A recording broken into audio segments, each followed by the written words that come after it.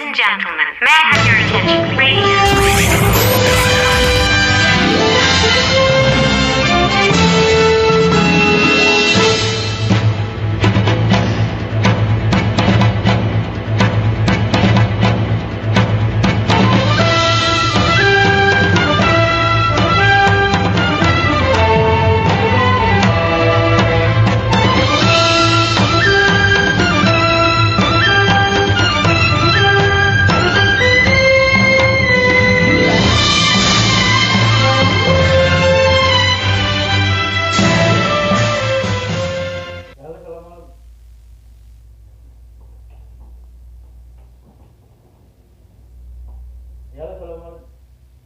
Ya, assalamualaikum warahmatullahi wabarakatuh. Salam kompak persahabatan bersama radio kesayangan Anda. Mohon maaf, kita beri sejenak dalam Monika Berita dan Informasi. Di dalam Monika Berita dan Informasi ini Anda tetap bersama Bung Jos Bimasina, dan tentunya selamat untuk Anda untuk hari ini, ya, hari yang menyenangkan untuk Anda. Mudah-mudahan sehat-sehat selalu dan Anda bisa mendengarkan di 92,9 FM dan 98,8 FM bersama radio kesayangan Anda ini. Oke, baik, akan saya sampaikan berita-berita untuk Bantu Timur dan sekitarnya.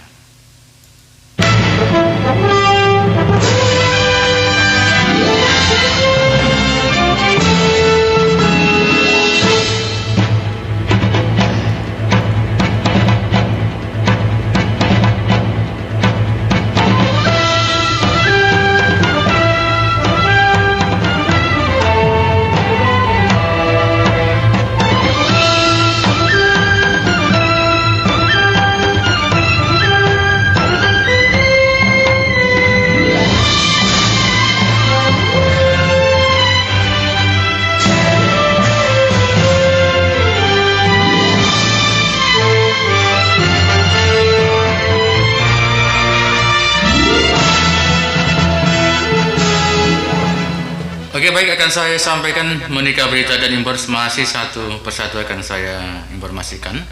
Sispam Kota berlangsung baku tembak dan peledakan bom di Basel, Kalimantan Tengah. 3 orang pria mengendarai 2 buah sepeda motor berusaha merampas kotak suara yang diangkut oleh Komisi Pemilihan Umum KPU yang diangkut dengan mobil coba dihentikan dengan menutup jalan, dan terjadi cekcok antara aparat kepolisian dan 3 orang pria tersebut. Dalam cekcok singkat tersebut berujung baku tembak, 1 orang aparat kepolisian terluka dan salah seorang pelaku juga mengalami luka tembak dalam insiden itu hingga dilarikan ke rumah sakit umum daerah terdekat, sementara 2 orang pelaku berhasil melarikan diri. Dari pengejaran terhadap 2 orang pelaku yang kabur tersebut berhasil dibekuk di sebuah rumah di tempat persembunyian mereka. Sebelum insiden baku tembak atas perampasan kotak suara KPU tersebut, sebelumnya telah terjadi ribuan aksi demonstrasi massa salah satu pendukung Cagup dan Cawagup Kalimantan Tengah Kalteng di depan kantor KPU. Masa aksi demonstrasi memprotes hasil perolehan suara Pilgub dan Pilwagub Kalimantan Tengah. Namun aksi massa demonstrasi tersebut bisa dibubarkan aparat kepolisian dengan memecah massa menjadi 2 kelompok ke arah barat dan timur dengan kendaraan roda 2 khusus aparat kepolisian. Adegan di atas tersebut merupakan Sispam Kota Pemilu Pilgub Pilwagub Kalteng yang digelar di depan kantor Bupati, maksudnya di kantor Bupati Kabupaten Baitu Selatan, Kalimantan Tengah, di Jalan Pelita Raya di Buntok hari Senin tanggal 6 Juli 2020. Hingga saat ini Anda masih bersama kami di gelombang sayangan Anda.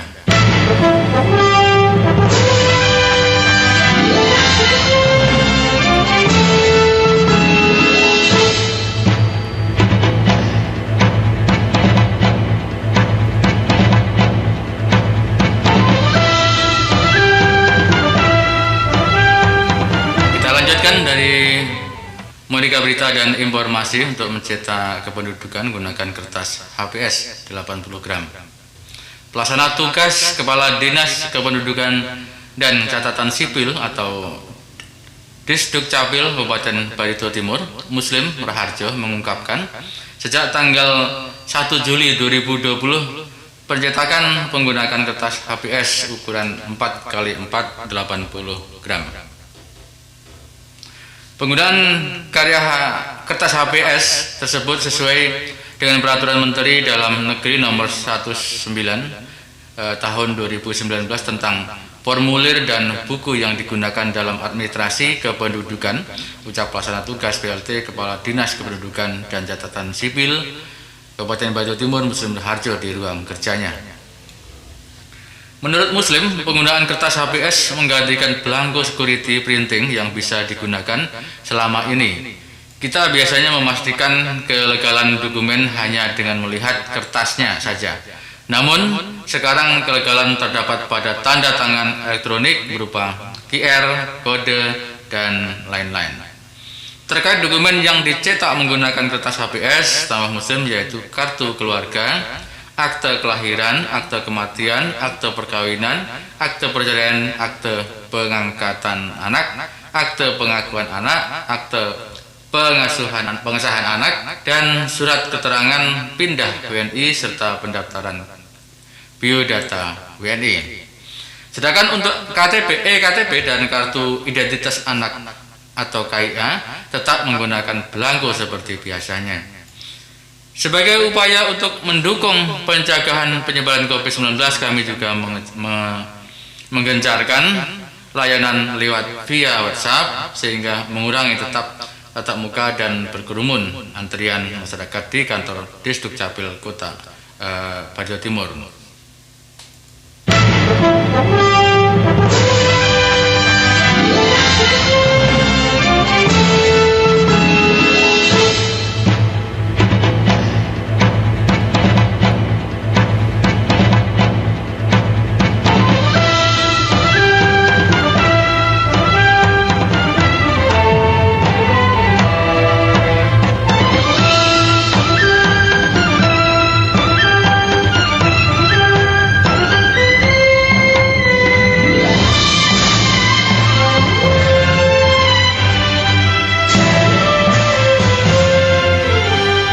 Di Monika Berita dan Informasi, untuk rekan-rekan yang belum sempat mendengarkan Monika Berita dan Informasi, silakan Anda untuk mengklik di YouTube kami di Radio Spasi Monika Spasi Surya Spasi Barito Timur, Radio Spasi Monika Spasi Surya Spasi Barito Timur, atau Radio Monika Surya Barito Timur.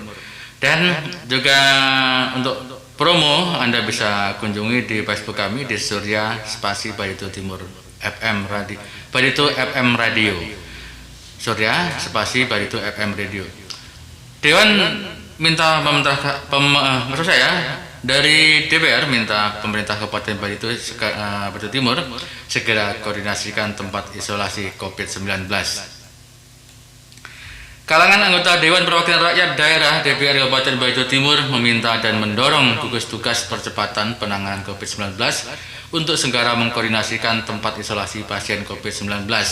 Mengingat saat ini tempat isolasi sangat penting dan mendesak karena ada kecenderungan terjadinya peningkatan kasus COVID-19 di daerah ini. Oleh karena itu, kami meminta pihak eksekutif dalam hal ini GTPP COVID-19 segera mengkoordinasikan dengan para pihak sehingga mendapat izin tempat isolasi, kata Wakil Ketua 1 DPRD Barito Timur Arianto S. Muller melalui WhatsApp-nya. Arianto mengatakan adanya penolakan warga terhadap rencana penggunaan rusunawa di Longgang Jaar tersebut sepertinya ada komunikasi yang tersumbat. Oleh karena itu, komunikasi dan koordinasi sangat diperlukan untuk mencari solusi terbaik sehingga tempat isolasi itu ada dan bisa dipergunakan. Kita sangat prihatin dengan masalah ini, apalagi saat kita langsung komunikasi dengan Kadis Kesehatan dan beliau sangat prihatin, tetapi tetap Dewan mendorong supaya cepat dicarikan solusi, imbuhnya. Dikatakan Arianto, pihaknya dalam hal ini DPRD Barito Timur sangat prihatin dan khawatir apabila tidak segera dicarikan jalan keluar berdampak pada kinerja gugus tugas sendiri, apalagi saat ini RSUD Tamiang Layang sudah penuh dan tidak sanggup untuk menampung pasien COVID-19 lagi.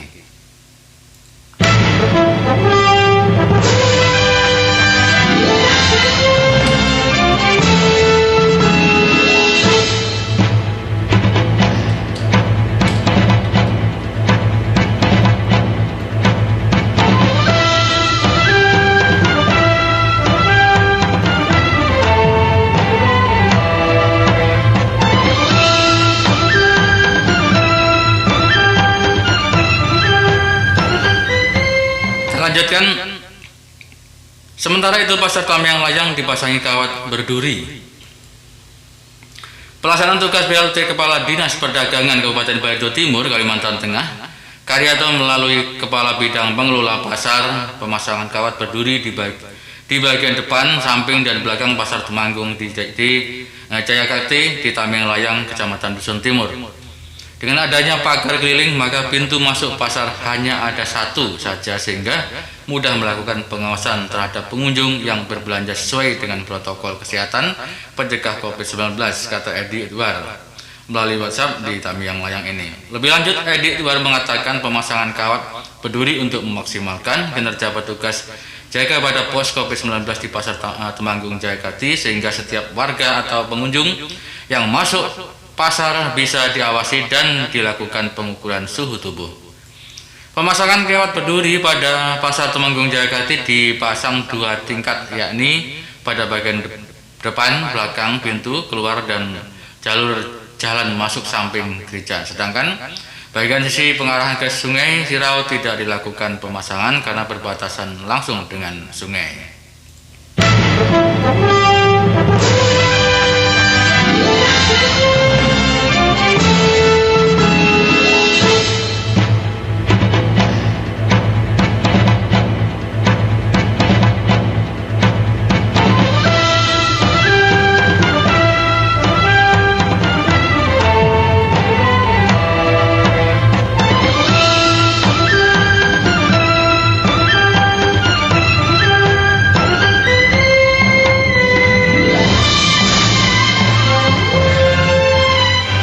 Lanjutkan masih di Monika Berita dan Informasi. Dinas Perdagangan Barito Timur menggelar sidang TERA di Pasar Tamyang Layang.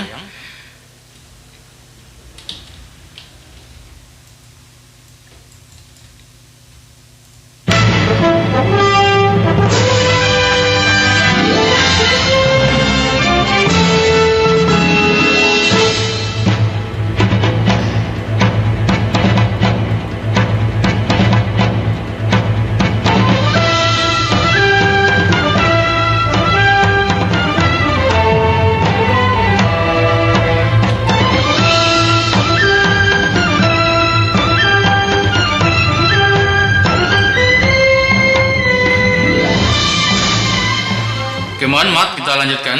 Dinas Perdagangan Barito Timur menggelar sidang TERA di Pasar Tamyang Layang. Dinas Perdagangan Kabupaten Barito Timur menggelar sidang TERA Pasar Tamyang Layang pada hari Senin kemarin.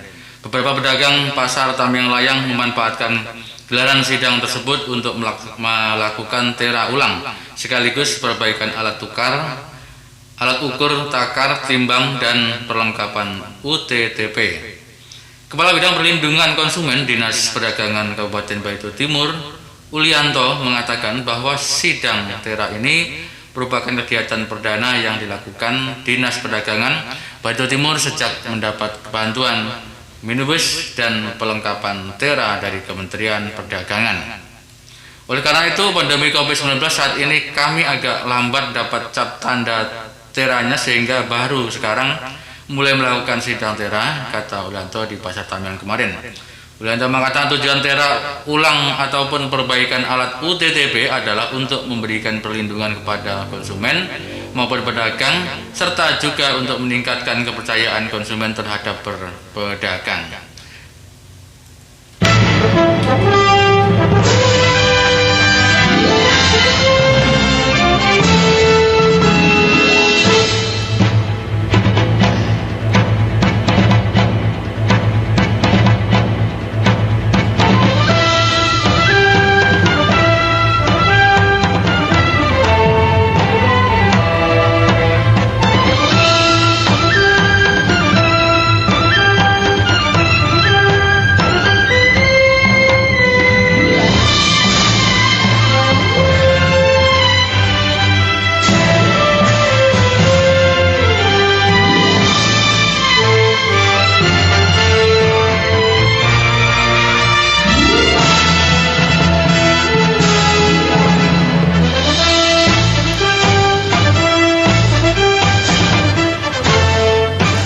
Oke, baik, akan saya bacakan untuk berita yang terakhir. Untuk rekan-rekan yang belum sempat mendengarkan Monika Berita dan Informasi, silahkan untuk klik di YouTube kami di Radio Spasi Monika Spasi Surya Spasi Barito Timur. Pemerintah tegas menunda pembahasan rancangan undang-undang HIP. Ini alasan Menko Polhukam Mahfud MD mengungkap alasan pemerintah menunda pembahasan RUU HIP yang merupakan usulan DPR RI ini. Pemerintah tegas membahas RUU ini alasannya adalah Kadek Mela di Tech News, dan tentunya ada beberapa hal yang bisa dicari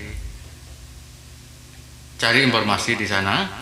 Dan Menteri Polhukam Mahfud MD menegaskan pemerintah menunda pembahasan rancangan undang-undang haluan ideologis Pancasila RUU HIP.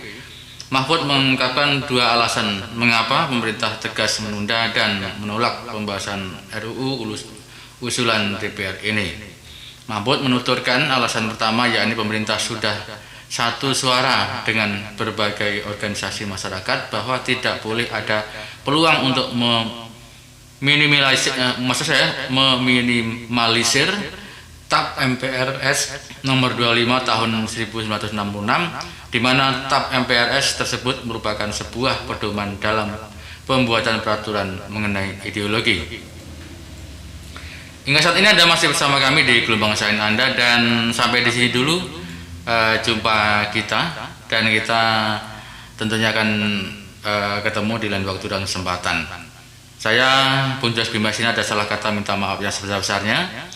Jangan lupa yang belum sempat mendengarkan berita ini, silahkan kunjung di YouTube kami di Radio Spasi Monika Spasi Surya Spasi Barito Timur di YouTube ya, di Radio Monika Surya Barito Timur.